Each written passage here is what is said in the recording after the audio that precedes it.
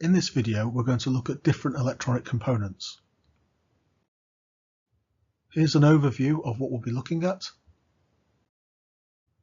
So electronic components are the building blocks used to create electronic circuits. These components have two or more electrical terminals that connect to an electrical circuit. And each component performs a specific function in a circuit and has a unique symbol. So next we're going to look at these different components individually. So resistors restrict the flow of electrons in a circuit. They provide a precise amount of resistance, and they're fundamental to controlling the voltage and current within a circuit.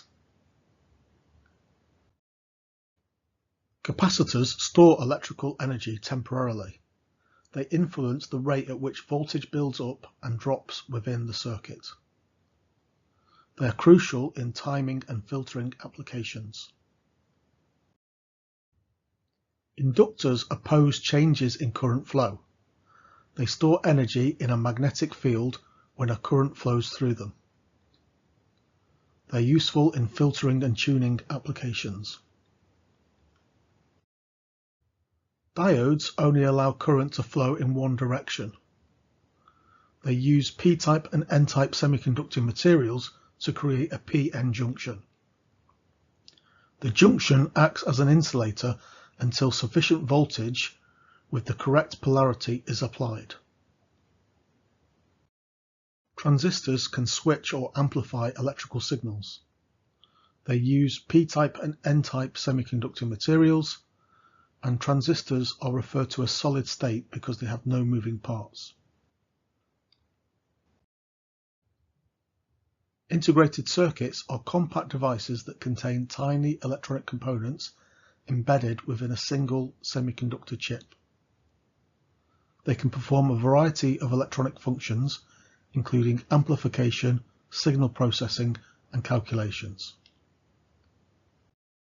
Central processing units use thousands of transistors in sophisticated architectures, enabling complex calculations. They're at the heart of any computing device, implementing software instructions and managing data flow. Now we're going to take a look at the difference between passive components and active components. So passive components do not have any power gain. They cannot amplify or generate energy. Instead, they either store energy temporarily, like capacitors and inductors, or they dissipate it as heat, for example, the way that resistors do. They do not require an external power supply.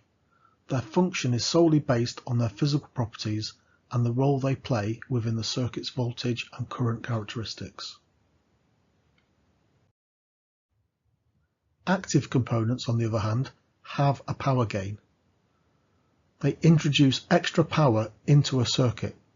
As a result, they can output more power than they receive from the input signal. Now, they're not creating energy from nowhere. It's the fact that they have a power supply. So they require an external power supply to function, and they use this power to perform tasks such as amplifying signals. So the signal coming in might be very weak, but they can use the external power supply to boost and amplify that input signal. So that's what you might have with a microphone and a speaker. Okay, so that's been a video about electronic components. I hope you found that useful. Please remember to like, comment and subscribe, and thanks very much for watching.